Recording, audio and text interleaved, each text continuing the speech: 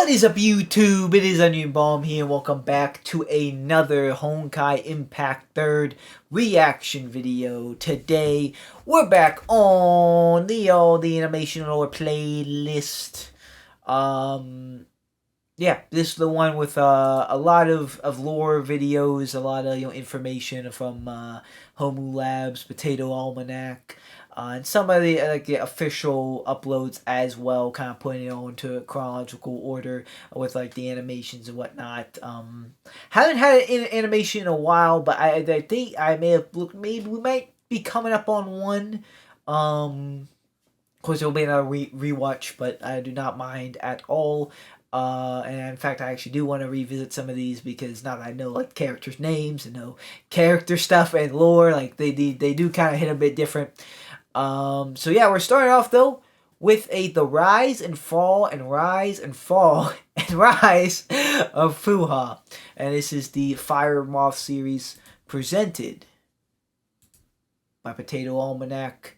So this is the Fuha episode. Once upon a time, there was Hua, a young girl who Moth picked up from a city that was destroyed by Honkai. After being rescued, she would work under the Moth, and with 1,000 years of history, Fuhua have gone through phases of power and decline. So let's look at the rise of Fuhua, and the fall, and the rise, the fall, and the rise of her character. Our story begins with Fuhua's mentor, who is in no way related to another character despite being of the same looks and name. Not much is known about the previous era Himiko other than her rescuing Hua from her home city. This was the time before the 13 mothballs existed, so Himiko was pretty much the only one who looked after Hua who's under her squad. This would change when she took her to an event where Eden, still an idol, was performing at. Randomly, she turned Super Saiyan and started killing people. She turned into a Hershey. Hua was lucky to have survived as she hid with Eden, who she rescued earlier. They hid for a bit until Kevin, now Mantis, came and brought things under control. This event left Hua isolated as she faced discrimination from her fellow colleagues as the sole survivor of her squad. One day, she was sent out to do field testing with a few of her colleagues. They were there to test the new mass-produced Divine Key weapons. However, this was bullshit. The real reason they were sent out was to test out a different way to make someone Mantis by means of physical trauma. And Hua was like a young prodigy, surviving both Mantis and Swara. The first to have done it. We'll get to Swara later, but for now, think of it like a superhuman treatment. Anyways, the thing with Hua becoming Mantis was that she was able to take part in many major Moth operations, up until they were defeated at the battle on the moon, where she was forced into hiding along with the survivors. If we are to imagine her roles as if she was in an RPG game, hers would be that of a support. She may have superhuman strength and whatnot, but she probably will not hold a candle to the heavy hitters, like say Kelpass. So instead of being physically exceptional, she literally substituted it with her brains because she was given the illusionary mind manipulating weapon, the 8th Divine Key. The thing with this weapon is that it would give you brain damage if you used it too much, which was what happened when she used it to make an opening for her allies to take down the Hershey of Binding. 50,000 years later, Hua would awake from a long slumber to carry out Dr. May's plan that she was responsible for, codenamed Ember, basically kickstarting the new civilization by passing useful knowledge from her era. Spoiler, it did not go well. She had a few friends to keep her company, but here's the thing. Her Mantis surgery gave her super regeneration, which made her immortal, unlike her friends. And when she lost them, she would get progressively more cold, more distant, to everything except for her increasing obsession with carrying out her duties. And this is why I considered immortality a curse, as being doomed to eternal loneliness is a fate worse than death. Getting sentimental aside, Fuhua was faced with a problem. The Honkai didn't like her fast-tracking the current era progression, as they would send out big boy raid bosses to hunt her down. She could defeat them herself along with her friends, but not only would that be a pain, it would also risk their lives in the process. Sometimes Stigma Awaken comes around to help out, but they are quite rare. Instead, it would be better if she could just train a select few locals to do the work for her. She would do this by teaching them Swara, which was mentioned earlier, and basically, it's like some kind of Esper power treatment where things just happen if you will it. And if you want a harder explanation, it's a way to allow randos to draw Honkai energy from the imaginary, so they can just do shit like this. is supposed to be mimicking how Apponia can just make people believe something with her discipline. And just like discipline, Swara can also make people believe in that something too much. Note that in Fuhuo's teaching of Swara, she makes use of Far East concepts like Ki or Life Force, usually done with some kind of chant like the infamous Blade of Taishuan, named after the school Fuhua created, a school that only trained about 7 people before a change in leadership happened. This goes into the 7 Swords visual novel, which hasn't been finished yet and never will be, not even officially translated into English. But if you wanna give it a read yourself, I'll link the original and the fan English translation channel below. Anyways, a lonely mantis setting up a school to train people on fighting Honkai sounds pretty great on paper, but where it breaks down is in its execution. Specifically, their code of conduct set by Fuhua. No mercy for the corrupted. If there's so much as a hint or even a smidge of Honkai, it will be eradicated by Fuhua, as it is believed to be the only way to end their misery. But I mean, who can blame her after what she's seen? She burnt down many settlements and murdered the inhabitants, which went down just as well as you expect with the locals, even if most of them can't do anything to stop her, except for her disciples. They eventually turned on her and burned her school to the ground. The disciples thought they got her and left, but unfortunately for them, Fuhua's mantis gene was one heavy lifter and pulled her back from the brink. But this ordeal still left her severely crippled, which according to Otto, meant that she lost her immortality and most of her powers. It's why you always see her needing some kind of battlesuits to fight in the game's early story. And speaking about Otto, he and Fuhua made a deal at some point to have her work under him in exchange for Shixo's protection of Shenzhou. Which would set her on a spiral to do not so good things. She was sent to monitor and take care of Kiana to prepare for Otto's inevitable Hershey of the Void experiment. She even delivered her to him, which would kickstart a series of significant emotional events for players of this game called Final Lesson. This means she was partly responsible for Himiko's death, and that made me really mad about her. And if you would allow me to go on a tangent, before this event, she got a Honkai removal serum that would make all the health problems Himiko had go away. But not only did she not tell anyone about it, she f***ing hid it away. Imagine dedicating yourself to fighting Honkai and somehow orchestrating for the very thing you swore to destroy. Though this can kind of be explained by the fact that she lost her memories on more than one occasions, like her assassination and that one time in Second Eruption. So maybe she's not as fanatic as before. Anyway, sorry about that. She does eventually pull herself together, going as far as intervening on the right side this time, at the cost of a bullet through her head. But she still gave it her all by using her 8th Divine Key to guide Himiko to the Honkai removal serum that should have been for her, but instead would be used on Kiana, which makes it even more sad and I'm gonna cry. Fuhua was at her rock bottom, losing even her own body. Her sentience transferred to the Divine Key was used to follow her friends, mostly Kiana. She would continue guiding them, becoming some kind of guardian angel. For example, she can guide them to subscribe to Potato Almanac. Her experience would end when she was captured by Kevin while protecting Kiana against him, which would have been the end for her. But while this was going on, Otto had took Fuhua's body with a hole in the head and healed it back to health. However, what woke up wasn't Fuhua. She instantly beaten the daylight out of him, which was great to see. She's much more straightforward. Oh, my headphones, hold on. Which was great to see. She's much more straightforward, more violent, and more childish. She went to Kevin to retrieve the Fanghuan down Kevin had and awoken the Fuhua inside, which then proceeded to get her into a furious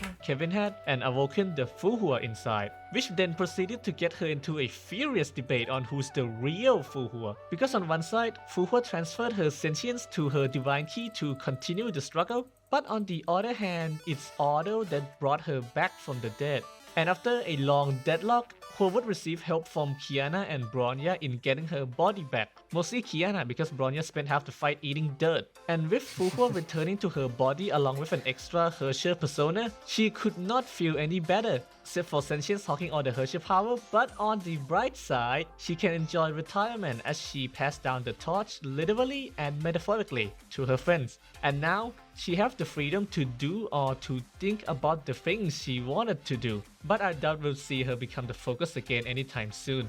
And don't forget about sentience. As a Herrscher who took Hua's body and got confused into being her, she was always quite badass when she's on screen. Maybe give her a body to go around so she wouldn't annoy Hua so much? But what do you think? I think her story was one of the more relatable ones, as things like loneliness is a universal experience people face. Anyways, thanks for watching to the end, and I'll see you next time. Oh, very, very good. I know there's definitely a lot of like lore to Fuha, and even that I've heard about it a little bit, but that kind of explains some more to me. Cause I didn't think I know about her like getting betrayed by her disciples after going after like some villages of hiding down like Honkai energy and whatnot, but interesting, yeah. I guess in a way she did kind of like assist in the death of Himiko, and like, maybe I got into some unfortunate situation, maybe even did some unfortunate things, but she came around in the end, and I don't know. Immortality is crazy, like, but like everyone, you watching entire generations around you just literally just like cease to exist after a while. That's just crazy. That's just crazy to me always. So very, very good video. Very good video.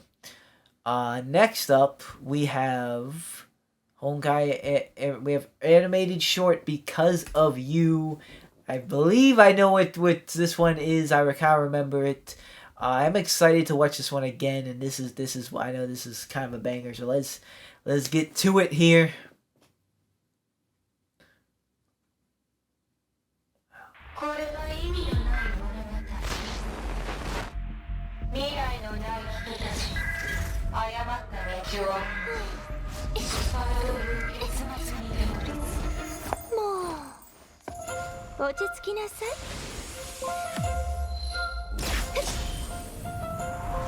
The bow. I've seen that in game now.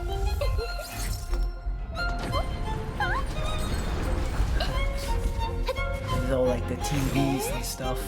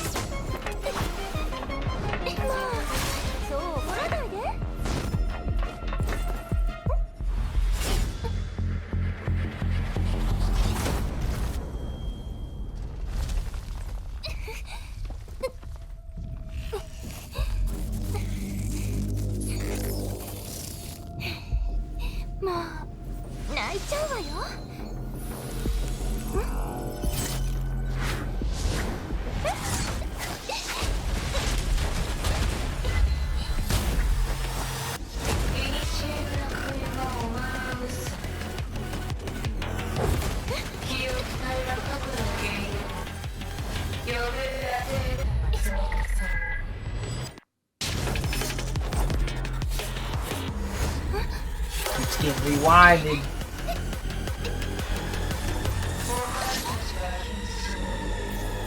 And deleted on us.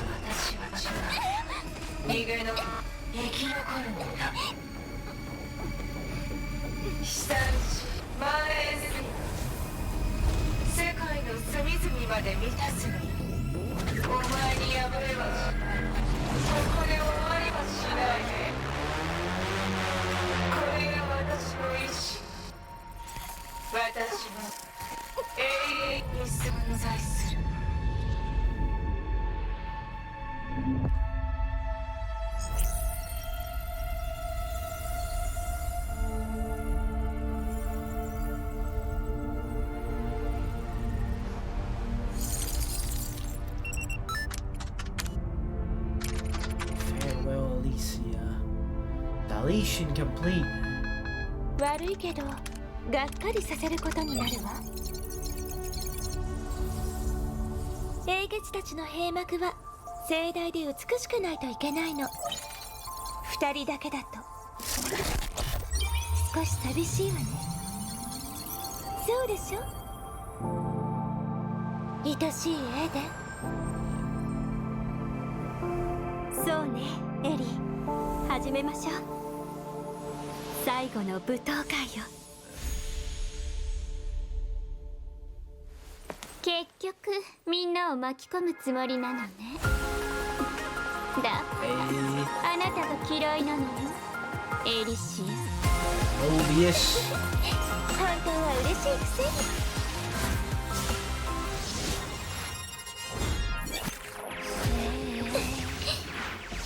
全て八つ咲きにして今回は元に戻さないよ。 Cowfish. あら、これで Laponia. I think Vilvi snuck in her way in there maybe. これは歴史上 Hey. 僕たちの功績が未来を切り開くように。準備はいいか、エリシア。もちろん。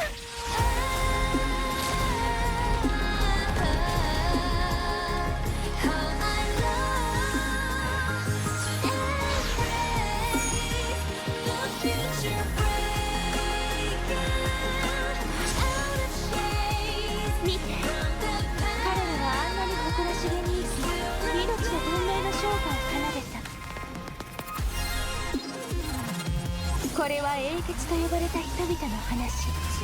13人の出演者が経験した未完の旅。けど来訪者、あなたの道は続いてる。そうでしょ。なら心のままに進みなさい。進みなさいって。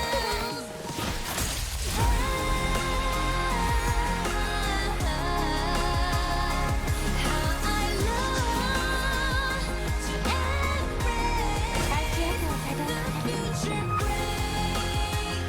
あの日を追った旅を見届けるの。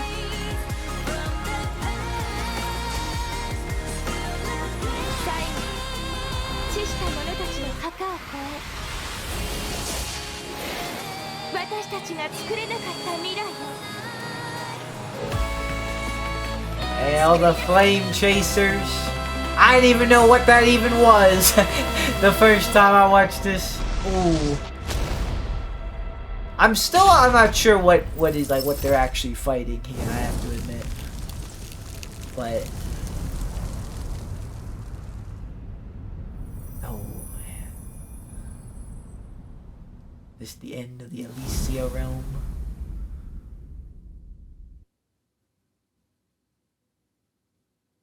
That was a banger. I didn't expect to see all the flame chasers in that one. I remember that from the last time I peeped. I didn't even think I knew what they were. Or who they even were. Telling a story lost in time. Grecio. And the way it ends.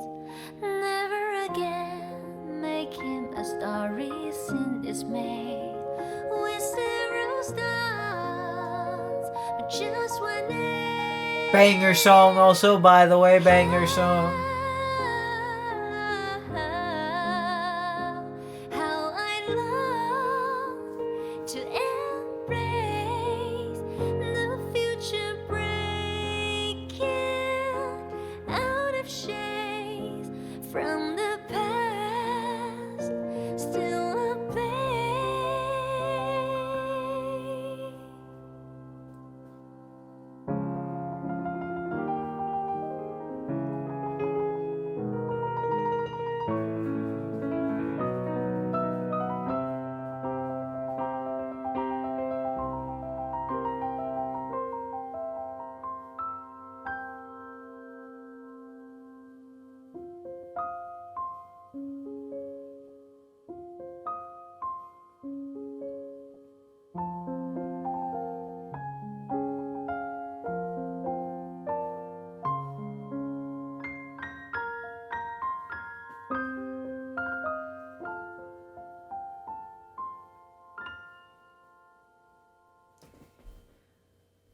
for the 13 Flame Chaser. Elysian Realm wraps up.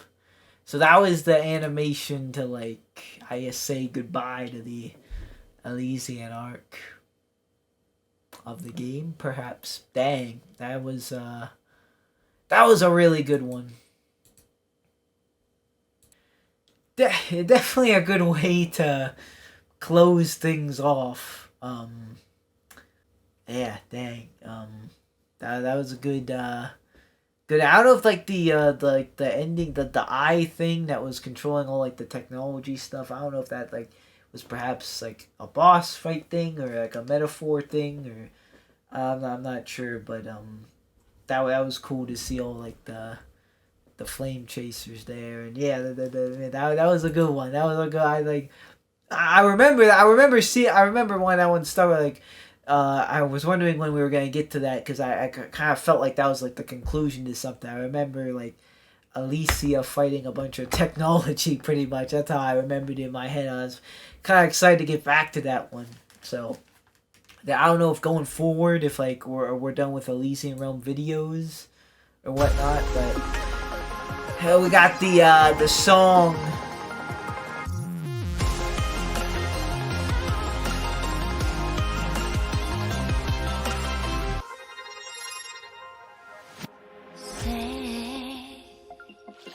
My name when a tree suns rays once and again, telling a story lost in time. The way it starts. I haven't got one of these in a while, but I do want to pick out like my favorite at some point.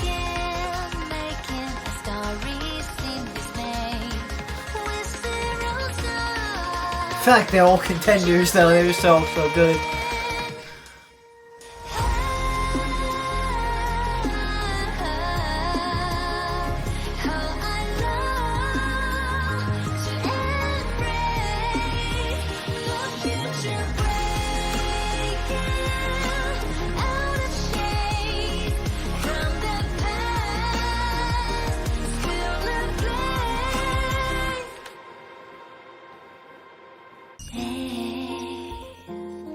Your tears for the day so far away to irrigate the wilderness that still can see in the world, waiting to be lit, to spread over the river that's so dry and dead. Let's shift around the ground, launch the sails.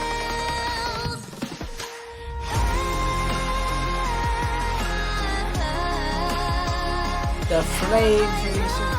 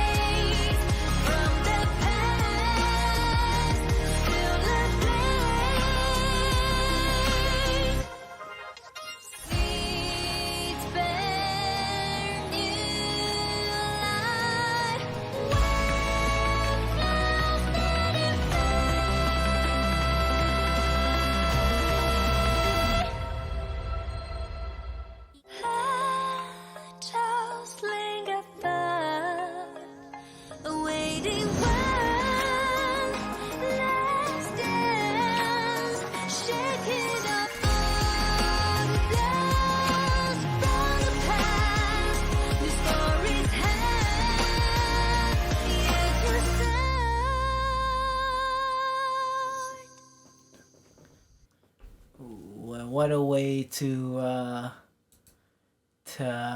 end off the song. New stories have yet to start. Even shaking dust off from the past. Lot of that from the 13 Flames. Overall, just a very, very nice and fitting song for the ending of the Elysian Realm. So okay, wait, what happened in the Elysium Realm? In Elysium Everlasting, chapters 28 to 29. So perhaps kind of recapping the story time of that. We'll May see. finds herself in Elysium Everlasting, a data space made from Elysia's memories. She tries to find out more about Elysia's identity as the 13th Herrscher of the previous era. As usual, the Flame Chasers tell her nothing useful, except for Pardo, who takes her looting treasure chests. At least that's something, right? May notices a strange creature following her around. She tries to pursue it, but it gets away. Later that day, Elysia shows May a typewriter that records all the information in Elysian Realms database. This way, May can get an objective answer to all of her questions. To use the typewriter, they wake up Elf Elysia, who is the administrator of the device. Using the data provided by the typewriter, May looks into Elysia's past and learns about her early moth days. Shortly, Sakura appears out of nowhere and asks about Vilvi's whereabouts. Apparently, she repaired the third divine key at Sakura's request. The conductor is wary of her because Sakura used to wield that sword back in Cocoon when she assassinated people. Not gonna lie, Pink is very sus right now. Back to May and Ellie. It is revealed that the moth never approved the 13 Flame Chasers because they thought that most of them are not fit to become heroes. The two share a heartwarming moment as Elysia opens up about her feelings and insecurities. Finally, she promised to show May everything that happened at her final banquet the following day. Now that's a red flag if I ever seen one. Darkness falls over the Elysium Everlasting. We see Sakura in front of a piece of paper from the typewriter and hear Elysia's voice.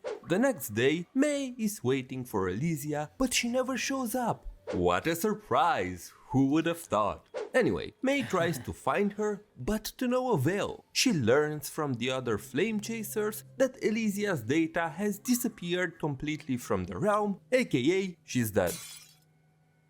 We see Sue searching the realm with his psychic powers for clues and noticing that the data of Sakura and Kalpas is also missing.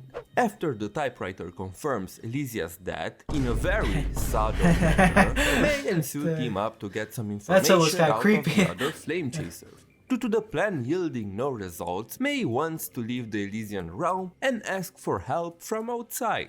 While leaving, she gets dragged back into the realm and passes out while fighting a horde of monsters. Meanwhile, Kevin gives Sue his crystal flower and tells him that he knows the truth but cannot reveal it to anybody, not even Sue. Later, Kevin meets with totally not obvious from a mile a mysterious individual. The next day, Hua finds May unconscious in the lobby. May tells her that she cannot leave the realm anymore and the two return to Elysia's data space. Back there, Kalpas was found, but he was on a rampage. He got mad because the others suspect Sakura to be a traitor. He threatens to fight everybody, but Sue uses Sumeru to send him to another part of the realm. Oh my god, is that a Genshin reference? As May is witnessing all of this chaos, papers from the typewriter fall from the sky and confirm that Kevin has also died. May goes to the amusement park to inform VOV of what's happening. But the not sauce at all inventor was already aware. To prove the innocence of the other Flame Chasers, VLV wants to use an invention that allows them to go inside their minds and look through their memories. May decides to go with VLV's idea since there is no better solution. Meanwhile, Hua and Sue try to pursue Kalpas to stop, but they only manage to anger him even more. The madman goes berserk and tears down the space of the Elysian realm. It turns out that he never wanted to kill or harm the other Flame Chasers. He made all the ruckus to attract the attention of the real killer. As he destroys more and more of the realm, he is approached by an unknown entity that took his form. As Kalpas and less angry Kalpas talk, his deepest emotions and desires are revealed to us. Due to him being an alien, all he ever wanted was to feel like he belongs somewhere. He wished to protect the people around him, and all this time his rage was directed at none other than himself for failing to do so. In the end, Kaupas was truly a good boy. Hua approaches Mei, Vilvi and Pardo with urgent news. Vilvi wants to use her invention to go into Hua's mind and prove her innocence, and this way they would also find out the information she wanted to tell them. In Hua's mind, Mei and Pardo see that Mobius turned into green pudding. She died, yes, she died. Green pudding. Finally, it is time for Vilvi to get cleared of suspicions. I can't even say this with a serious face. Mei and Pardo enter her mind and find themselves in a space looking like the theater of domination. Pardo sees a sealed mirror and she has the worst possible idea imaginable. She wants to stay behind and unlock it while Mei continues to explore Vilvi's memories. She has clearly not seen many mystery movies that involve killers. Mei hears Pardo scream and rushes back only to find the shopkeeper's data disintegrating in front of her eyes. Just like SAO. Vilvi reveals herself to be the actual traitor. Wow, who would have thought? Her evil personality came to the surface and was orchestrating the events while imitating the others to not attract suspicion. The evil Vilvi planned to trap Mei in her mind and partition that part off, imprisoning her for eternity. She reveals that Mei brought something inside the realm the last time she returned. The evil Vilvi was working with it and caused all the chaos. Kaupas's remaining data made its way to Aponia. She touched the deepest parts of his subconscious and met the last lingering of his persona. He tells Aponia that he proved with his own body that Sakura was innocent. His data completely disappears, and Aponia reveals that the it that Mei brought into the realm is the Hersher of corruption from the current era. After Mei met the will of the Honkai in Coloston, a part of the Hersher of corruption got attached to her and followed Mei into the Elysian realm. The other part remained in reality. Is that the TV stuff, Hersher corruption in the last one? There, it was hunted down by Shixel, Anti-Entropy, and the Word Serpent. Raven and Grey Serpent found the last infected computer and sealed the Hersher inside Grey Serpent's body. His body was designed to function in the same way as the black box that previously sealed the Hersher in the previous era. RIP to the cold Grey Serpent.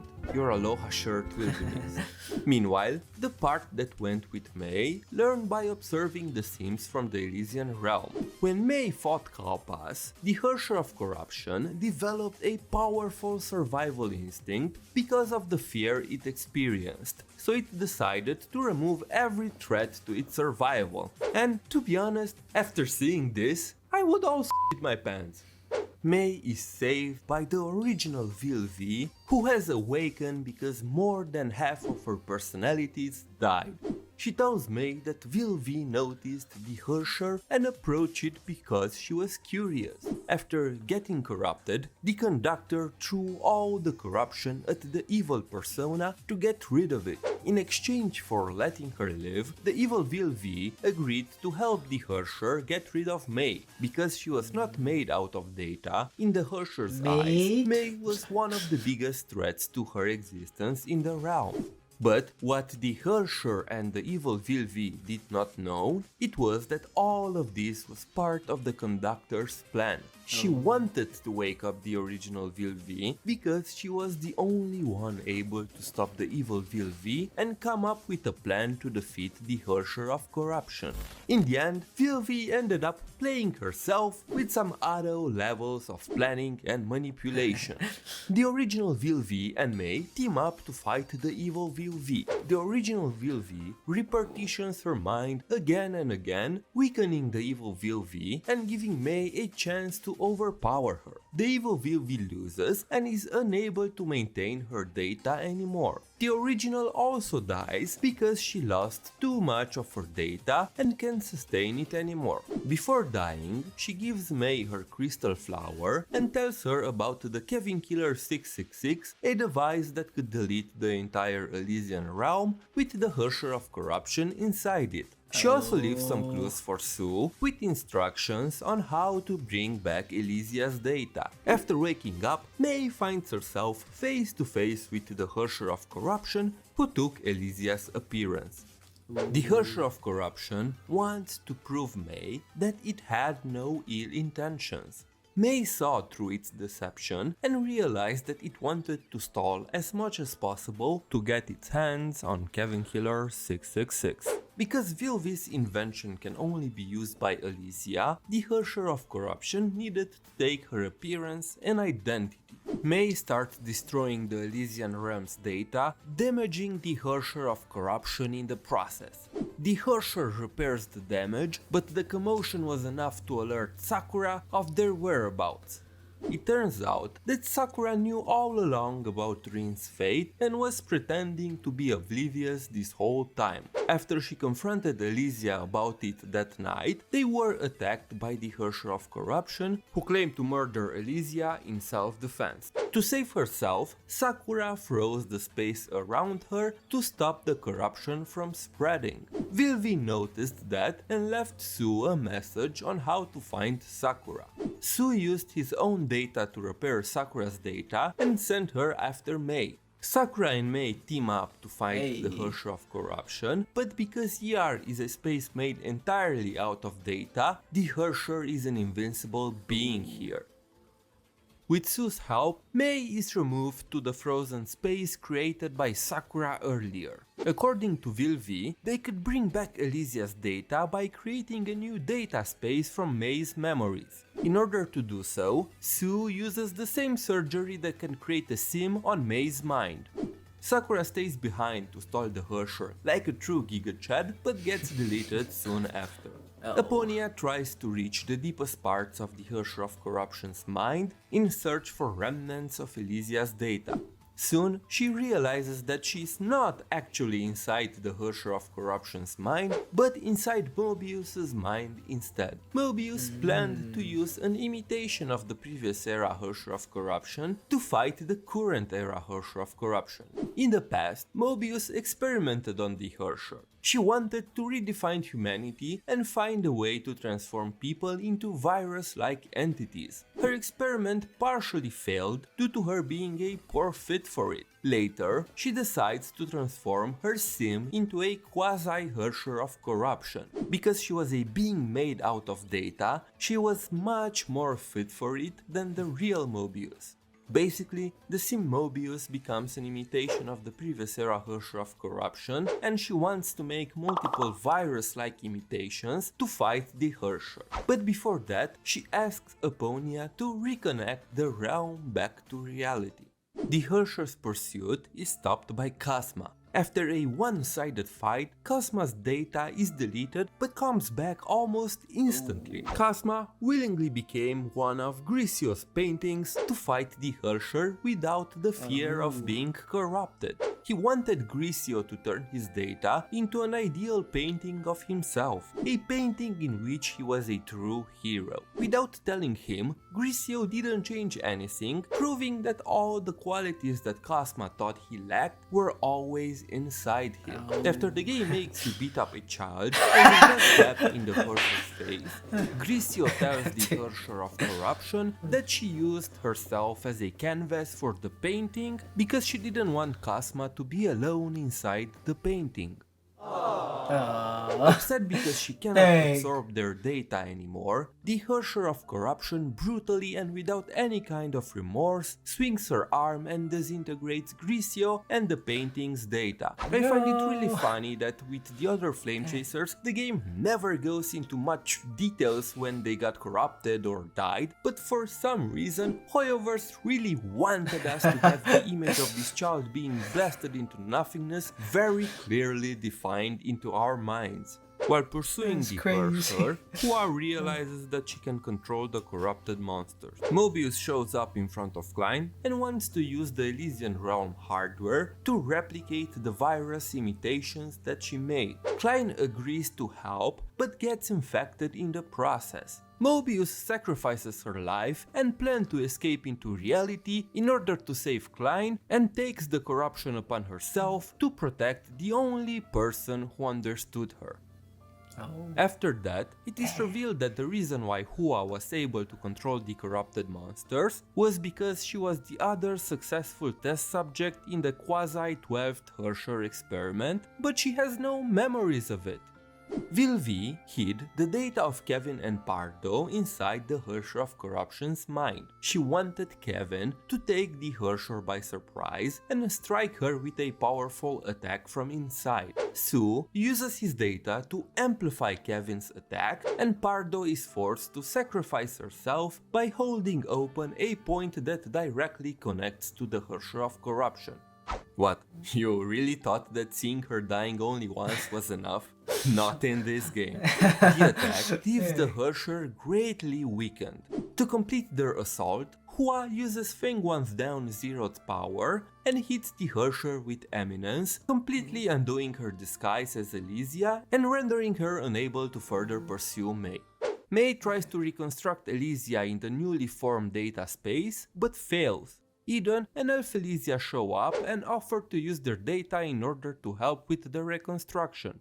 Mei learns that Elysia was never the 13th Herrscher. She was born a Herrscher long before any Herrscher appeared, making her the true first Herrscher. She was never an apostle of the Honkai. On the contrary, she harbored a deep love for humanity. In her final hours, Elysia wanted to pretend to be an enemy of humanity to unite the remaining flame chasers and give them hope for the future. She wished to send them an invitation to her last banquet in the form of a challenge for them to come and stop her. Ultimately, she hesitated because she didn't want to disappoint them. Vilvi, Kevin, Eden and Aponia showed up anyway to bid their farewell. The rest of the Flame Chasers ignored the higher-ups' orders and refused to see Elysia as a threat to humanity. After realizing that she is a Herrscher, Elysia planned to return to the Honkai and use her powers to destroy the threads of fate that were binding Herrschers and humanity to Honkai's will.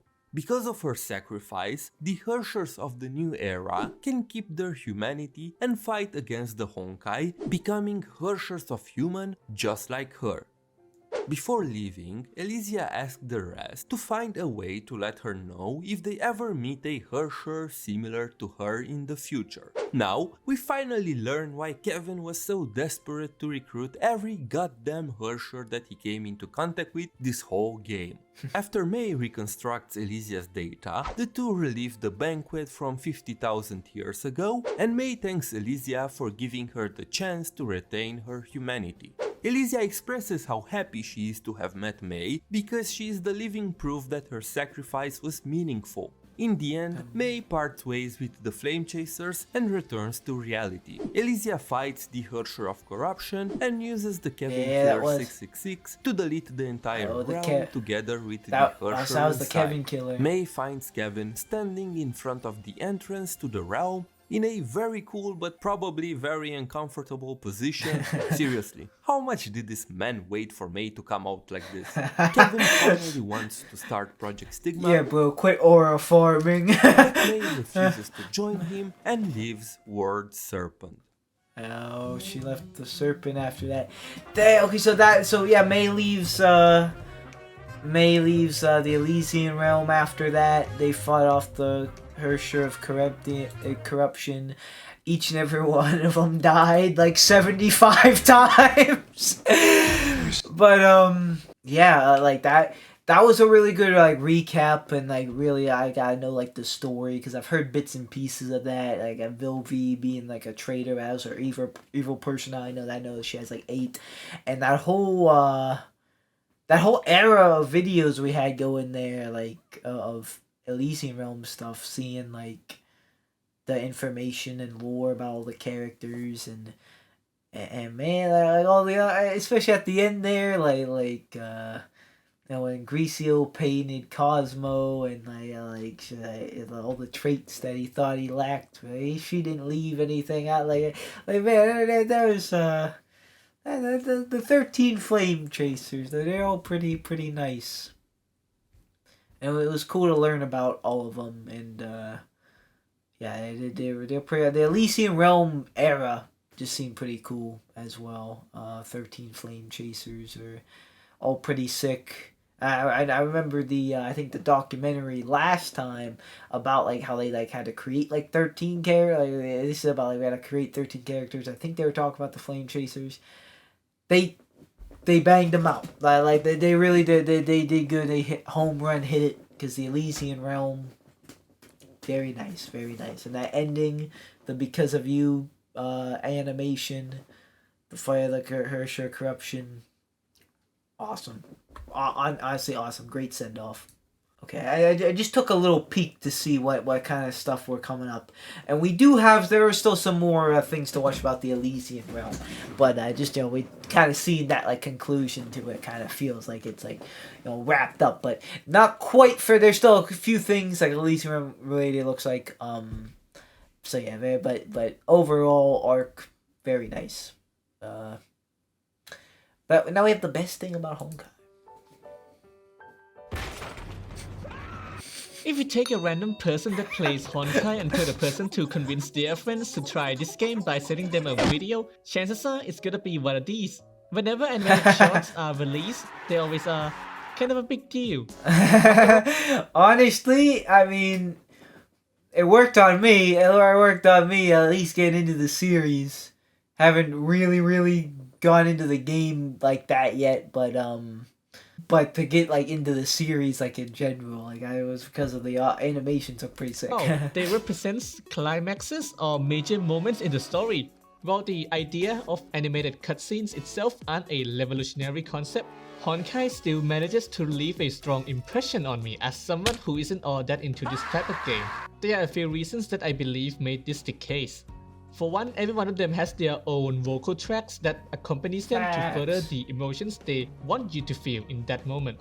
Combine this with probably the most impressive blend of 3D and 2D animation on the anime gacha game market. You get one hell of a combination that sets itself apart from the competition. But these are not everything the franchise has to offer, as they also have full-on anime series that is available for free. I used to research how the dev team go about creating these impressive pieces of art, and it all comes. If I had a nickel for every time I seen Stalin in one of these, I have 2 nickels.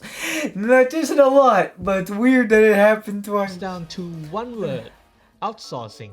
There are many reasons that MiHoYo or Hoyoverse do this. One of them was because the staffs are tech graduates that aren't necessarily animation industry experts, so they needed help from the professionals who have the expertise in this field. Keep in mind to take what I say with a pinch of salt, because these are just observations from a random dude on the internet that only has access to publicly available information. I went into this in an old video which you could watch, but the gist is that MiHoYo supervises through the whole process, providing the concept arts and stuff, while the contracted company does the technical works like creating models and animating. Below I'll link a Japanese article for further reading where it goes in depth on the technical stuff from Wondarium, the devs go-to company for making shorts, and their work on Will of the Herrscher. That was 4 years ago. Here they are in the latest one. The production of Will of the Herrscher took 5 months, and assuming today's shots took roughly the same time, there could be many changes made in this time frame that wouldn't make it into the animation. For example, in Everlasting Flames, best animation by the way, Kiana's Flame Scion has extra ornaments that looks like a callback to the HOV battlesuit. She's also missing her red streak in her hair. These are minor details, but none was as severe as this one. Do you see what's wrong in this frame? Anyways, have you ever been noticing how we've been getting frequent animated sequences as of late, both in Genshin and Honkai? That may be because of a branch, MiHoYo Anime, who has been gaining experience all these years. A recent anime series they made. What is that? Who has been gaining experience all these years. Seared with angry tuners. A recent anime series they made, Elf Academy, doesn't seem to be in collaboration with any studio, so with all the growth and expansion they have had, we could very well expect more juicy in-house production content coming in the future. Animated shorts and when was this? Was this a newer thing? Or no, 2 years ago. I interesting. I hope they do more in like even in the future. I think I said this in one of the videos, but like I feel like with all the I haven't really seen like a part 2 Honkaiimpact 3rd animation. I don't know if they've really like made one yet. I don't know if we've had a moment yet because I know there's like the Honkai had started for like almost like 10 years ago at this point, like 9 years. But like those animations were absolutely just beautiful. So I really hope like no matter where the story goes for Honkaiimpact 3rd, they like continue the animations. Extension, its vocal tracks is what keeps me playing. When Lament of the Fallen starts, when the piano part of Moon Halo comes on, you can feel the passion that goes into creating every single one of these scenes. You really and can. While sometimes they don't make it easy to follow the story, what the fuck is a quantum normalization? Everything else from the music to the visuals does their job to tell you what emotions you are supposed to be feeling. I especially like the 90s anime sequence from the latest one. Considering most franchises really cool. Didn't have a 3D model for shorts, it makes a great approach. Talking about 3D models, Teresa still doesn't have one, so that means she would still forever be irrelevant. Now watch the next chapter prove me wrong. I would also complain about how much getting to the point that these animated shorts become worthwhile are not the most straightforward. But since then, it has been changed to I need to be a better read, worthwhile. I'm sorry. Hemicopium believers telling you why Himiko isn't dead are not the most straightforward. But since then, it has been changed to be more accommodating. So great job on the devs. These are stuffs I wanted to say but didn't necessarily fit anywhere, so here we are. Next video I'm working on is the Sakura episode for the Fire Morph series, so until then, have a great time. Honestly, good video. I respect the animations and yeah, they did is just like banger animations. Really helps the series. It is like just like. You know, the animations, the anime stuff, the Cooking Without, even like the concerts. Like, it all like them like also treating it as free advertising too. I really think absolutely like helped because it really got me into the game. I know it must have got other people too. Alright, Honkaiimpact 3rd story recap animation, Elysian Realm in a nutshell. This is an official Honkai upload. いにしえの楽園のことが知りたい？難しい質問ね。だって、いにしえの楽園の意義は人によって違うもの。そうね。この不思議な妖精魔法タイプライターなら正確に教えてくれるはずよ。ヒーローになれなかった13人が最終的にヒーローになった物語よ。文明とともに発生する最悪、崩壊。火を追う13英傑。それは人類のために戦う13人の融合戦士。文明を守る最終防衛ライン。全文明は滅亡したけど、英傑たちの記憶で構成された古の楽園は残り、後継者の来訪を待ち続けた。今回、古の楽園はとても特殊なお客さん。一人の律者を迎えたの。そう、この綺麗で可愛い女の子、ライデン・メイのことよ。想像してみて。彼女の登場が英傑たちの間にどれほど大きな波紋を呼んだか。少女は崩壊の真相を探すため、古の楽園を訪れた。そして、英傑たちの物語を尋ね、求め続けたの。もちろん、それは簡単なことじゃなかった。彼らはそれぞれ表現の仕方が違ったから。それに彼女の体を奪おうと目論む英傑や秘密を守るため彼女は死ぬ運命にあると予言し、その歩みを止めようとする英傑もいた。それでも彼女は進むことを選んだ。代価を支払ってでも自分で選んだ道を歩くなんて強い女の子よね。最後に来訪者は己の答えを手にし楽園を出て、英傑たちはまた未来の客人を待ち続けるはずだった。古の楽園を覆った巨大な影、次々と消える英傑たち。疑惑、衝突、そして犠牲。来訪者と英傑たちは事件の真相を探ろうとする。やがて黒幕である原文明の第12律者、神職の律者が降臨した。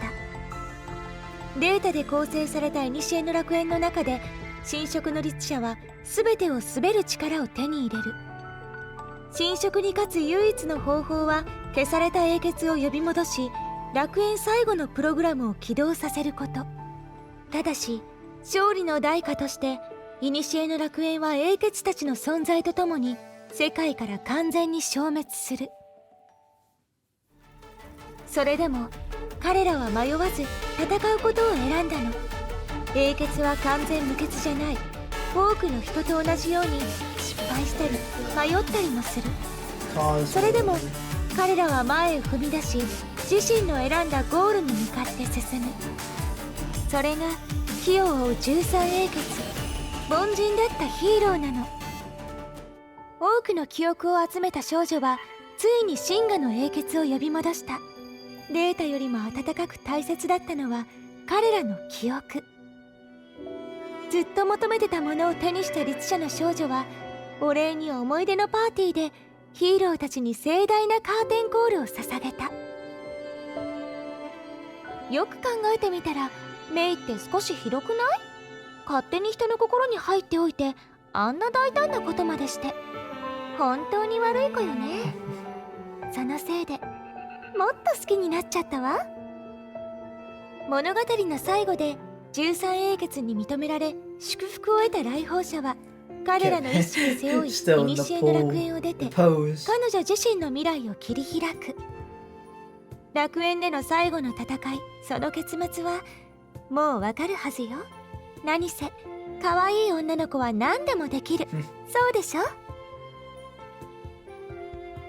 古の楽園の物語はこれで幕を閉じた。けど悲しまないで。私たちはここにいるわ。私たちの物語を読んで存在を覚えて、今後私たちはあなたの感情に残り、その進む道を見届ける。たった一つの楽園はあなたのおかげでみんなの心に存在するようになるの。とてもロマンチックでしょ。だから私たちの物語を忘れないで。約束しましょうね。I mean, it's definitely being remembered. People like me are watching these videos for the first time 2 years later. 2 years? About to be 3 in a few months. I was gonna say, I didn't know that Elysian Realm was that new. That makes a little more sense, though. Pretty good video to wrap up the whole, or I guess not wrap up, but wrap up, the ending kind of wrapped it up, but like, to put the whole Elysian Realm thing in the, in a nutshell, and like really like pinpoint like the story, because after everything, yeah, just to hear it like condensed like that was, pretty nice, and it was a good story, good characters and everything, so very nice. I really like Elysian Realm stuff, like even like just the vibe of it all, and like the designs of things in it, and designs of characters and lore characters. Now that I know some of it's pretty crazy, it's really good. I'm definitely liked getting more details into that, and now really knowing what it's all about. Awesome, honestly. And we are just about out of time for me.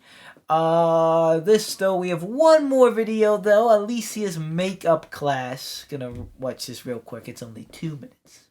It's another official upload.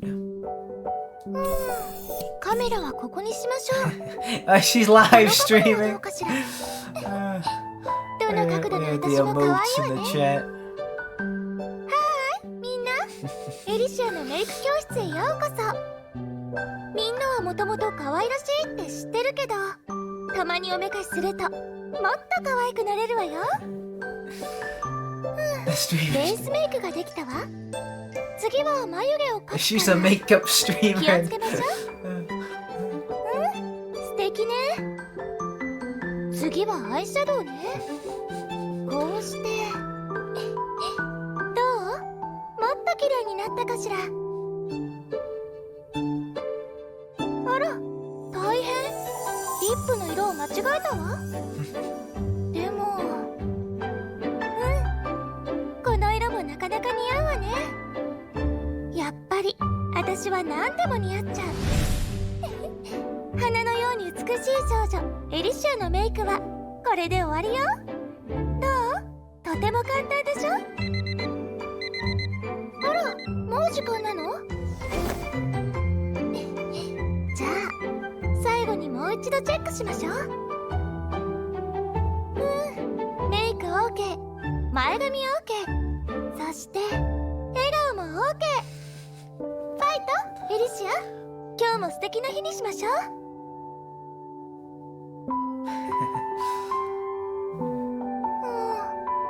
なんだか足りない気がするわね。ああ、そうだ。ヒロインの登場はもちろんロマンチックな気分になってみない？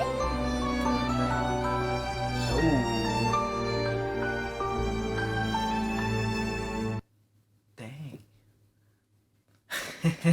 Pretty good. That was a nice short. A little random, but that was nice. That was a nice short to end it off today. So yeah, a lot of definitely a lot of Elysian Realms. So we got another animation as well, animation rewatch and song. I feel like it's been a little bit since that. We got a lot of other lore stuff, but got some lore stuff as well. And yeah, kind of the ending of the Elysian Realm.